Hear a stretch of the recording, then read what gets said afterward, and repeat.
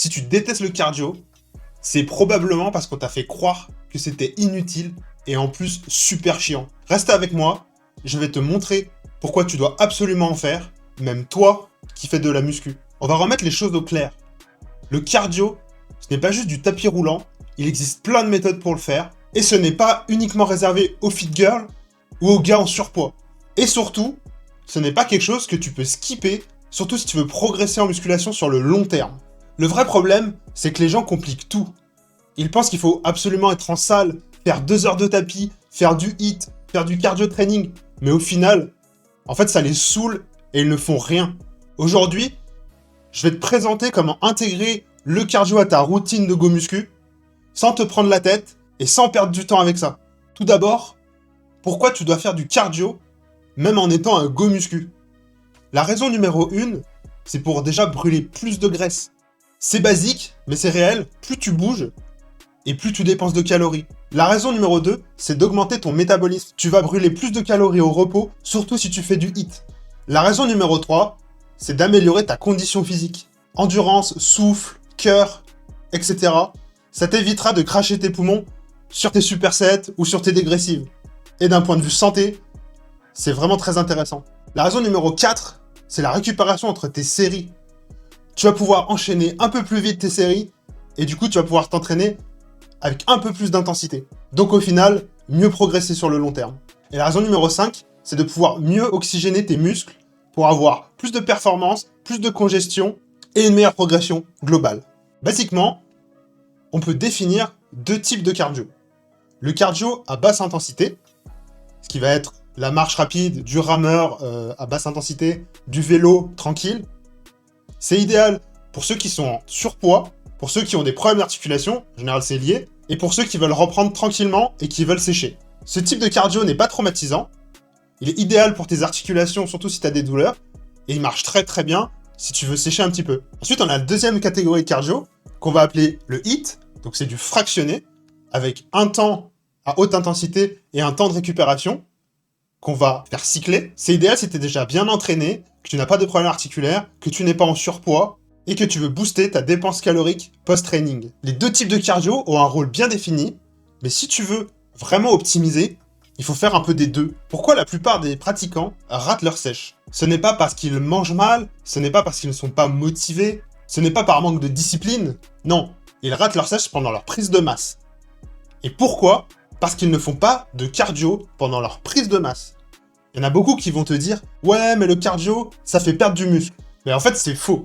Ce qui va te faire perdre du muscle, c'est parce que t'es pas capable d'enchaîner 2 séries, de pousser tes dégressives assez loin pour qu'il y ait un vrai effet positif dû à ton manque de cardio. Si tu fais pas de cardio, tu dépenses moins de calories, tu récupères moins vite, ton métabolisme se met au ralenti, donc tu vas stocker plus de gras. Donc au final, ne pas faire de cardio, c'est juste augmenter ton taux de gras et ralentir ta prise de muscle. Et au final, quand tu dépasses les 15% de body fat, t'es à un point où ta sèche va être hyper longue.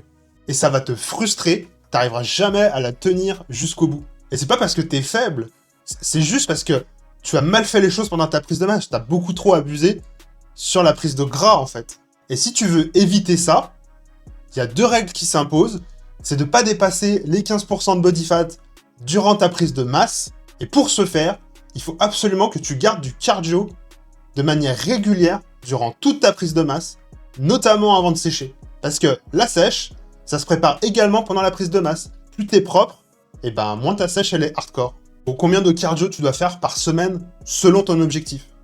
Si t'es en prise de masse, fais du cardio 3 fois par semaine, à peu près 25 minutes, juste pour garder ton système cardiovasculaire en état de marche. Et non, ça va pas te faire fondre musculairement, au contraire. Et après, si t'es en sèche, moi je te recommande d'en faire 5 fois par semaine pendant une bonne demi-heure, durant 5 à 6 semaines, et ensuite de réduire à 3 fois par semaine, afin d'éviter d'être vraiment trop fatigué par la sèche. Tu vas me demander, quand faire ton cardio?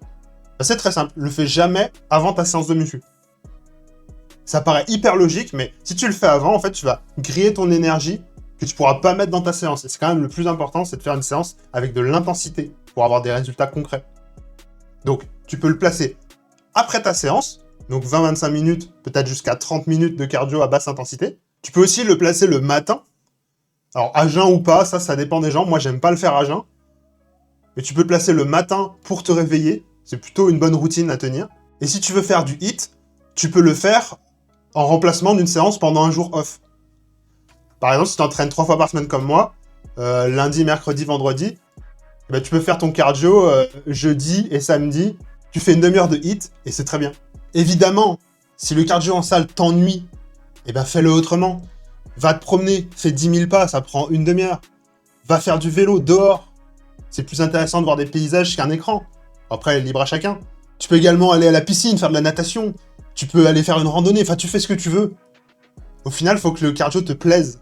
Faut pas que ce soit une corvée. C'est le plus important pour en faire le plus longtemps possible. Moi, personnellement, j'aime bien écouter un podcast et aller faire 10 000 pas dehors, donc à peu près une demi-heure de marche. Et c'est très bien, en fait. Bon, la conclusion, c'est que le cardio, c'est pas quelque chose qu'on skip. C'est quelque chose qui est obligatoire en musculation. Si tu veux progresser, si tu veux avoir un physique plus esthétique et plus sec à long terme, et donc avoir des sèches moins horribles à faire, c'est pas très agréable. C'est également indispensable si tu veux progresser. Tu pourras mettre plus d'intensité dans tes entraînements de par les supersets, de par les dégressives, parce que tu seras juste pas essoufflé en fait à la fin. Ça ira, tu pourras en remettre une couche. Comme tu le sais, moi j'applique toujours le 80-20, donc mes séances sont très courtes et très intenses. Si t'as un cardio nul, tu peux pas faire ce genre de séance. Parce que tu pourras pas mettre l'intensité qu'il faut pour que ça dure si peu de temps. Tu vas devoir prendre plus de repos et tu vas perdre tout ton temps à la salle. Donc arrête d'écouter tout ce que les gens disent sur le cardio et toutes les rumeurs qui y sont associées et va faire ton cardio, fais-le bien et tu verras la différence. Si t'as aimé cette vidéo, pense à liker et à t'abonner et on se retrouve la semaine prochaine pour une nouvelle vidéo. Salut!